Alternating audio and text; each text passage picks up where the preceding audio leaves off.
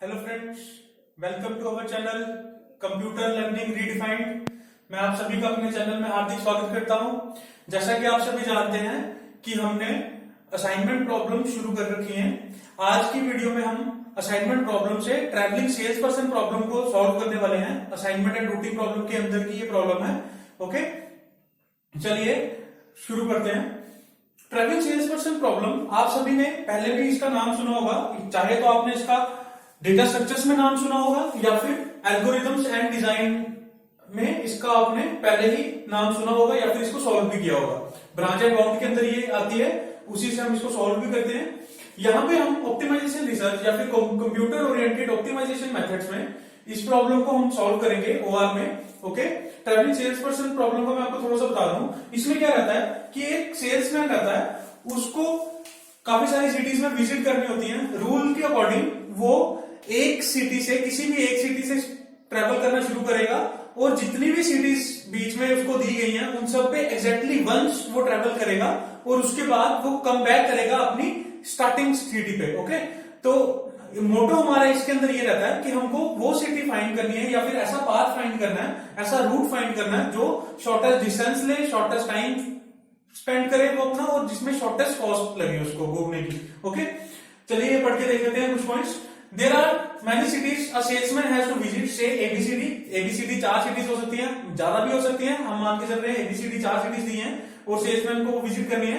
Cost of travelling between two cities given, ये भी आपको दी गई होगी, ये आपको डेटा स्ट्रक्चर में भी दी होती है और ऑप्टिमाइजेशन रिसर्च में भी आपको cost of travelling between two cities दी गई होगी। Salesman can start from any city, home city या फिर, but he must visit every city exactly once and return back to the same city. Okay, कहीं से भी स्टार्ट कर सकता है, मैंने पहले ही बता दिया, और हर एक सिटी को उसको एग्जैक्टली वंस विजिट करना है, एक बार विजिट करना ही करना है और वापस आना कहां पे, अपनी स्टार्टिंग सिटी पे।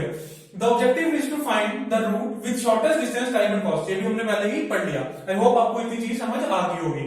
अब आगे की बात कुछ ऐसी है, जो हमारी रूटिंग प्रॉब्लम्स है वो ट्रैवलिंग सेल्स पर्सन की ही फर्दर क्लासिफिकेशन है। ओके, रूटिंग प्रॉब्लम्स में डिफरेंट वेज में डिफरेंट तरह की होती है, जैसे vehicle routing problem etcetera and etcetera. मुझे किसी ने पूछा था कि सर टीएसपी पढ़ा दो इस पे, तो मैं इसको रूटिंग प्रॉब्लम के अंदर सिंपल टीएसपी आपको पढ़ा रहा हूँ, बेसिक वर्जन। इसका एक एडवांस वर्जन भी है, लेकिन वो अभी हम नहीं करेंगे, हम सिर्फ बेसिक वर्जन पे काम करेंगे जिसको हम असाइनमेंट प्रॉब्लम से सॉल्व कर सकते हैं। चलिए शुरू करते हैं और इसको एक क्वेश्चन लेते हैं, उसके थ्रू ही हम इसको समझेंगे। ज्यादा थ्योरी में नहीं जाएंगे, हम प्रैक्टिकली देखेंगे कि कैसे एक प्रॉब्लम लेके उसको सॉल्व किया जा सकता है। चलिए अब देखते हैं। एक क्वेश्चन हमने ले लिया है। The question is saying a salesman has to visit 4 cities starting from a particular city. He must visit every city exactly once and return to the starting city. The traveling cost in rupees is given below. Find the least cost route. Okay, एक हमको matrix दे दी गई है और इसके अंदर बता दिया एक ट्रैवलिंग पर सेल्स पर्सन है, वो 4 सिटीज को विजिट करेगा और हर एक सिटी की विजिट करने की कॉस्ट दी गई है। जैसे मान लो A टू A अगर मैं विजिट कर रहा हूं तो 0, सेम सिटी है, उस पर जाने का कोई फायदा ही नहीं है, तो उसकी कॉस्ट क्या रहेगी, 0 दी गई है।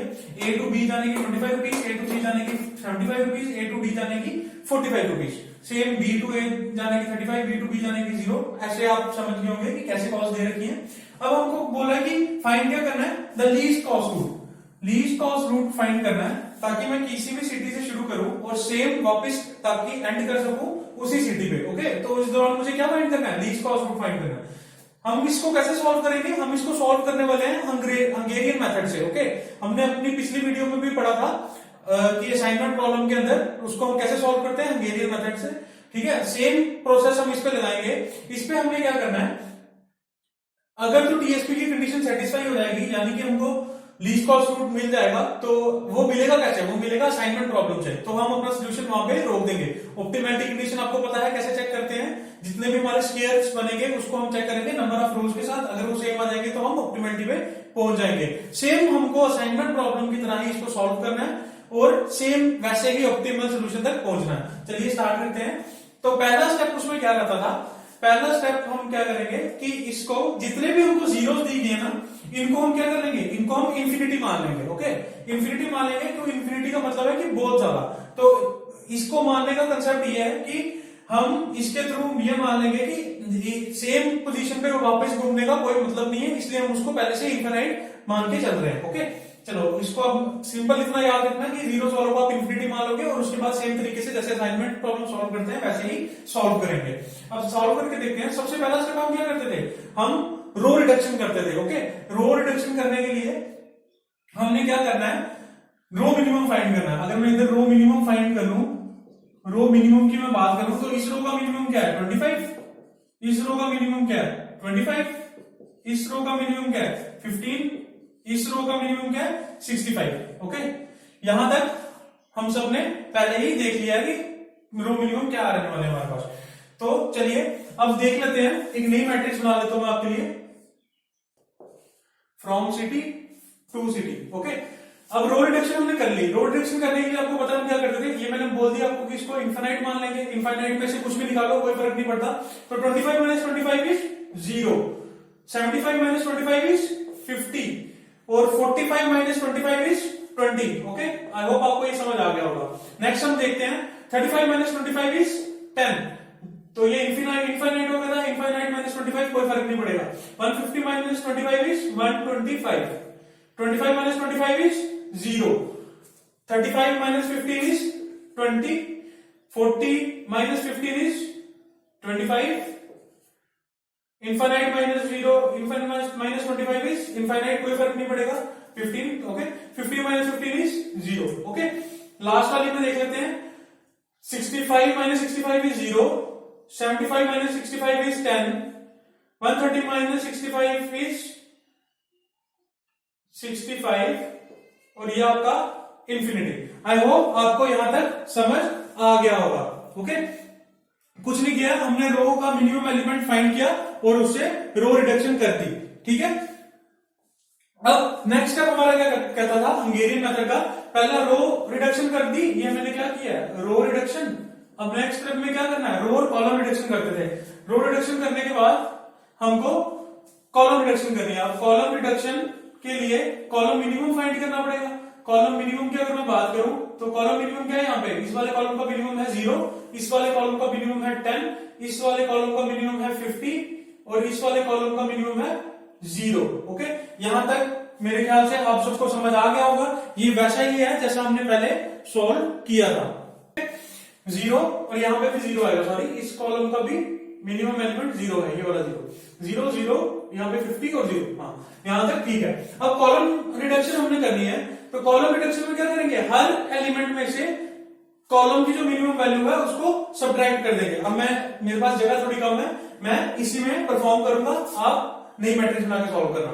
तो अगर मैं इनफिनाइट में से कुछ भी निकालूंगा ऐड करूं कोई फर्क नहीं पड़ेगा, ये 0 ही रहने वाला है। 10 जैसे ही अब 0 रहेगा सारे element as it is copy होंगे। मैंने पिछली वीडियो में भी ये चीज कही थी, आप पीछे जाके भी वो देख सकते हैं। जिनको हंगेरियन मेथड नहीं आता वो मेरी प्रीवियस वीडियो को देख सकते हैं। अब ये जहां पे देखते हैं हम, ये सेम ले लिया हमने, 0 आएगा तो ये भी कॉलम पूरा सेम टू सेम उतार लिया। अब मैं इसकी बात करूं तो रिडक्शन करनी पड़ेगी। 50 माइनस 50 इज 0। आई होप आपको ये समझ आ गया होगा। 125 माइनस 50 इज 75। ओके, इनफिनिटी को कोई फर्क नहीं पड़ने वाला।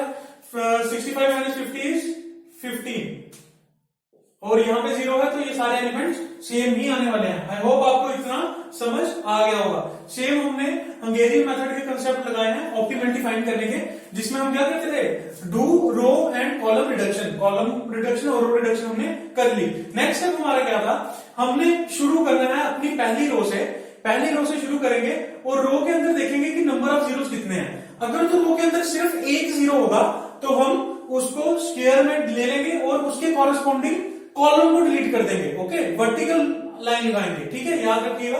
अब इस रो से शुरू करते हैं हम, तो इसमें 2 जीरोस हैं, तो इसमें हम अपना एक मेथड अकॉर्डिंग हम इस 0 को स्क्वायर कर देंगे और इस 0 के कॉरेस्पॉन्डिंग जो भी कॉलम है उसको कैंसल आउट कर देंगे। इतना आप सभी को भी पता होगा। ठीक है, नेक्स्ट हम क्या करते हैं, नेक्स्ट हम चलते हैं इस रो में देखते हैं कोई 0 है। 20 25 इनफाइनाइट नहीं, कोई 0 नहीं है, तो इसमें हमको 0 नहीं मिला। हम नेक्स्ट रो में शिफ्ट, कौन से एलिमेंट रह गए हैं, सिर्फ ये वाले एलिमेंट्स रह गए हैं। तो अब हमने क्या करना था, मिनिमम नंबर ऑफ लाइन से सारे जीरोस को कवर करना है। तो जीरोस तो भी बचे हुए हमारे पास, तो अब हम क्या करेंगे, इसमें कॉलम्स में मूव करना शुरू करेंगे। कॉलम्स में देखेंगे कि कितने नंबर ऑफ जीरोस हैं। अब यहाँ पे अगर 2 जीरो होते तो मैं शिफ्ट कर देता, 1 जीरो है मुझे मिल गया, अब मैं अकॉर्डिंग टू कॉलम चल रहा हूं। कॉलम में मैं क्या करूंगा, यहाँ पे इसको स्क्वायर में डाल दूंगा और इसके कॉरेस्पॉन्डिंग जो भी रो है उसको कैंसिल कर दूंगा। मैं ये कैसे कर रहा हूं, ये हमने हंगेरियन मेथड में पहले ही समझ लिया है। जो इस वीडियो को डायरेक्ट देख रहे हैं, मैं उनसे रिक्वेस्ट करूंगा कि वो पीछे जाके हंगेरियन मेथड की वीडियो को देख लें एक बार, फिर आपको ये सारे कंसेप्ट क्लियर हो जाएंगे। तो अब मैंने इस रो को कैंसिल कर दिया।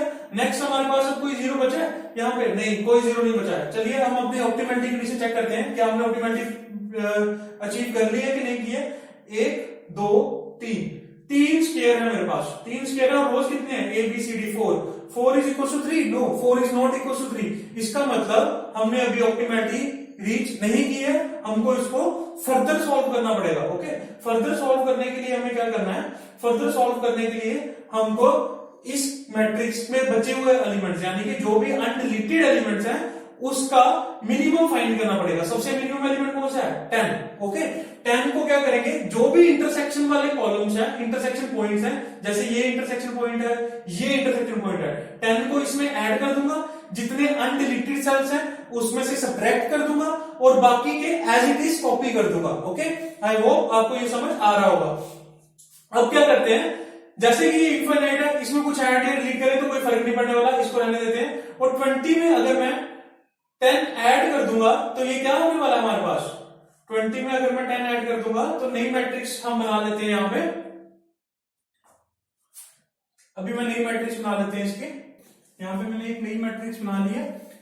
यहां पे हम रीच करके थे, अब हमने क्या फाइंड करना है? Minimum element. हमारा मिनिमम वाला था 10, लीस्ट अनडिलीटेड वैल्यू थी हमारे पास 10 की। ओके, 10 को मैं क्या करूंगा, जितने भी इंटरसेक्शन पॉइंट्स हैं उन पे ऐड करूंगा, जितने भी अनडिलीटेड वैल्यूज है उसमें से सब्ट्रैक्ट करूंगा और जितनी वैल्यूज ये कैंसिल आउट हो गई हैं सिंगल उन सब पे क्या कर दूंगा, एज इट इज कॉपी कर दूंगा।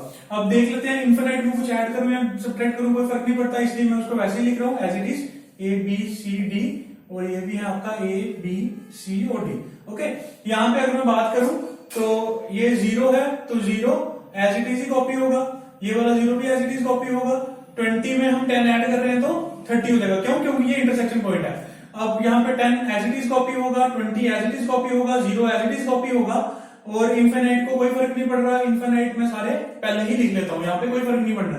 तो 75 में से मैं 10 सब्ट्रैक्ट करूंगा तो 65, 25 में से 10 सब्ट्रैक्ट करूंगा तो 15, 10 माइनस 10 0, 15 माइनस 10 इज 5, और यहाँ पे ये सेम एज इट इज ही मैं कॉपी कर लूंगा। अब फिर से हमको क्या करना है, मिनिमम नंबर ऑफ लाइन से अपना सारे जीरोस को कवर करना है। अब सारे जीरोस को कवर करने की कोशिश करते हैं। फिर से शुरू करता हूं मैं इस रो से। इस रो से अगर मैंने शुरू किया तो मुझे एक जीरो चाहिए एक रो में। यहाँ पे कितने हैं? 2 जीरोस हैं। इस रो को मैं स्किप कर दूंगा और नीचे आ जाऊंगा। अब इस रो में देखते हैं, इस रो में कितने नंबर ऑफ जीरोस मिल रहे हैं? एक ही मिल रहा है। एक जीरो को मैंने स्क्वायर के अंदर पुट कर लिया। अब इसके कॉरेस्पॉन्डिंग जो भी कॉलम होगा तो इस जीरो के कॉरेस्पॉन्डिंग मैं क्या कर दूंगा, एक वर्टिकल लाइन लगा दूंगा। ठीक है, कॉलम को कैंसिल कर दूंगा। अब फिर से मैं नेक्स्ट रो में जाऊंगा, देखूंगा कोई जीरो है, एक था वो कैंसिल हो चुका है, अब कोई जीरो नहीं है। फिर मैं नेक्स्ट रो पे आ जाऊंगा। अब यहाँ पे कितने जीरोस हैं? 2 जीरोस हैं। मतलब मैं इन पे काम नहीं कर सकता क्योंकि मुझे एक ही जीरो चाहिए एक रो में। ठीक है, अब नेक्स्ट हम क्या कर सकते हैं, कॉलम चेक करना शुरू कर देते हैं। कॉलम चेक करके देखते हैं यहाँ पे कितने जीरोस हैं। एक जीरोस है, एक जीरो है तो इसको मैं कॉलम डाल दूंगा, स्क्वायर में डाल दूंगा, और उसके बाद इसके कॉरेस्पॉन्डिंग जब कॉलम पे काम करूंगा तो रोज को कैंसिल करूंगा, यानी हॉरिजॉन्टल लाइन लगाऊंगा। याद रखिएगा, कॉलम पे हमने हॉरिजॉन्टल लाइन लगानी है और रो पे जब हम चेक कर रहे होंगे तो वर्टिकल लाइन लगानी है। रो पे हमने कॉलम को कैंसिल करना है और कॉलम पे हमने रो को कैंसिल करना है। ओके, आई होप आपको ये समझ आ गया होगा। फिर अगर मैं नेक्स्ट कॉलम चेक करूं तो इसमें एक ही जीरो है क्योंकि ये वाला कैंसिल हो गया, तो इसको भी मैंने स्क्वायर कर दिया और उसके अकॉर्डिंग मैंने क्या कर देना, इसकी रो को कैंसिल कर देना। सेम अगर मैं थर्ड कॉलम की बात करूं तो इसमें कोई जीरो है? कोई जीरो नहीं है। अब मैं कुछ मूव कर सकता हूं, कुछ कम या ज्यादा कर सकता हूं? नहीं कर सकता। ऑप्टिमैलिटी कंडीशन चेक करके देखते हैं।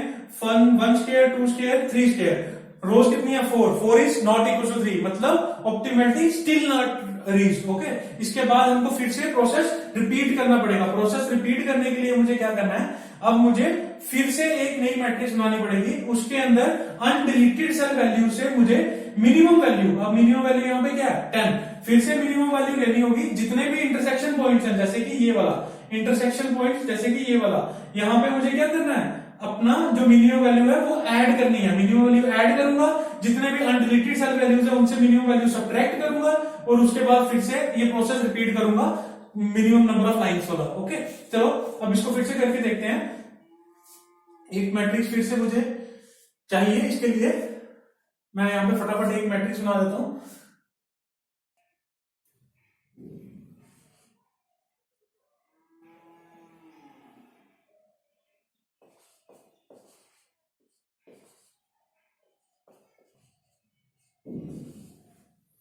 चलिए फिर से मैंने एक मैट्रिक्स बना ली है। अब इस मैट्रिक्स में मैं क्या करता हूं, जैसे मुझे लीस्ट एलिमेंट मिल गया, अब उसको मैंने इंटरसेक्शन पॉइंट में ऐड करना है। 30 था, यहाँ पे क्या हो जाएगा 40 हो जाएगा। मैंने 40 लिख लिया और इंटरसेक्शन पॉइंट इंफिनिटी है, उसमें ऐड या सब्ट्रैक्ट करने का कोई फायदा नहीं है।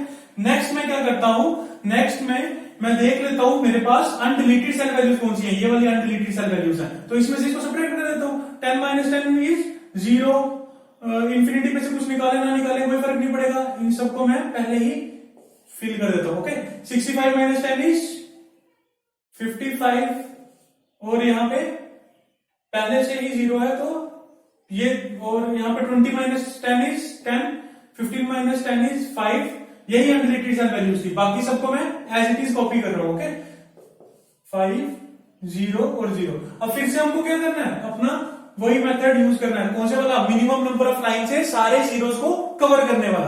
अब मैं फिर से स्टार्ट करूंगा इस रो से, इस रो से स्टार्ट कर रहा हूं। एक रो में एक जीरो चाहिए, यहाँ पे 2 है, नहीं कुछ नहीं हो सकता, मैं नेक्स्ट रो पे आ जाऊंगा। इस रो में भी एक जीरो चाहिए, पर यहाँ पे 2 है, कुछ नहीं कर सकते, नेक्स्ट रो पे आ जाऊंगा।